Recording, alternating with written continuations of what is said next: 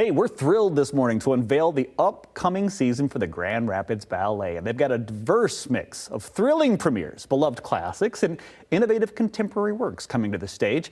And we've also got some special guests joining us to discuss these new productions. We're joined this morning by the ballet's executive director, Mary Jennings, alongside artistic director, James Safranco. Hi, James. Hi, Mary. Hi. Thanks for being here. Appreciate it. So exciting. I love exclusives. I love being able to reveal new stuff. Talk about the highlights. What are the key highlights of this upcoming season, Mary? What do we got? Or are we going to James for this one? Oh, I'm excited to go first. Good. I wanted you to go first. Yeah, so, I mean, of course, we're bringing Nutcracker back. It's everyone's favorite holiday tradition, so you know that that's going to be part of our season. Absolutely. But we also are opening the season with a world premiere of a Sherlock Holmes story. So this is going to be a production that shows not only the character that we all kind of know and love, that's iconic, but also the man behind the character, Sir Arthur Conan Doyle. And so this ballet is going to blend those two characters and people together for an October show. That's an amazing. James, has this happened before? I can't remember a Sherlock Holmes story in ballet. Yeah, I can't either, actually. So when our resident choreographer, Penny Saunders, came to me with the idea, I was like super enticed by it, of course. And this is not only a production that we're going to do, but this is a co-commission with two other ballet companies around the nation.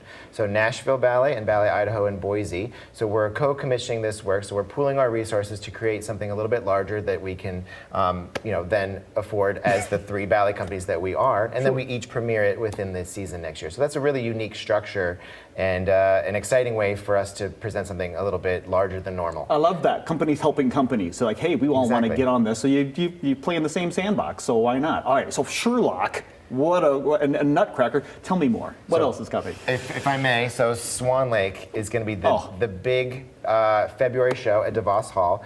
So we have the Grand Rapids Symphony playing for Nutcracker and also Swan Lake, so the iconic Tchaikovsky score.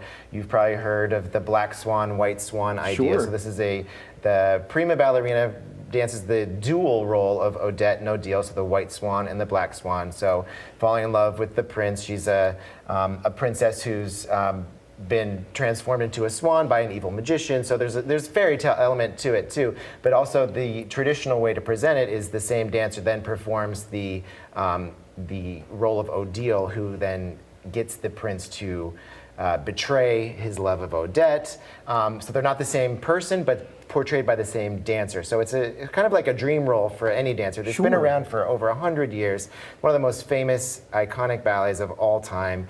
And our company deserves to present a big one. So I'm going to be choreographing a world premiere of this Swan Lake. Congratulations. It'll be traditional in nature, so it's not going to be anything contemporary. It'll be like a Swan Lake like you might imagine, with tutus and the ballroom setting and an elegant setting. But we're very excited to have this one sort of tailor-made for Grand Rapids Ballet. I love this. I mean, what a well-known ballet. That's really going to bring some folks into the seats. And you mentioned contemporary. You mentioned there's a new one out too, right? There's one more out here? There's one more program. Two. Two more programs, what we call Jump Start, which is our annual dancer choreographed program, which we do every year, which is always just 14, this year was 14 brand new works. But in April of 2026, we're doing a ballet by the resident choreographer of New York City Ballet, so a very famous gentleman named Justin Peck. He most recently choreographed West Side Story, the movie, with Steven Spielberg. And he's been doing a lot of work on Broadway. And a lot of his work actually is in collaboration with a musician named Sufjan Stevens, a indie sort of rock pop artist who actually has Michigan roots. Right. He went to Hope College too. Okay. So this is a ballet he made in conjunction with Sufjan. So Justin Peck and Sufjan, it's a very exciting, very fresh ballet. Ballet that's been seen in Seattle, and I danced it actually in San Francisco when I was a dancer. Well, so you're very well versed with this ballet. I'm happy to be bringing it here for our But that is your contemporary, that's your fresh, Mm-hmm. because we're going to get the classics, we're going to get the Nutcracker, Swan Lake, people know, but yeah, you got to keep things fresh. So how do we get people, now that we've enticed you all and said, hey, look at all the great shows are coming, let's talk about subscriptions, because I mean, an annual subscription is the way to go, right?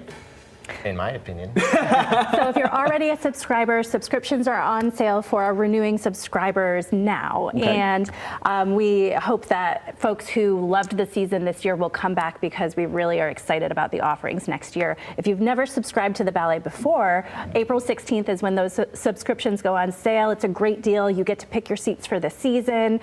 We have a lot of kind of choose your own adventure style perks with your subscription.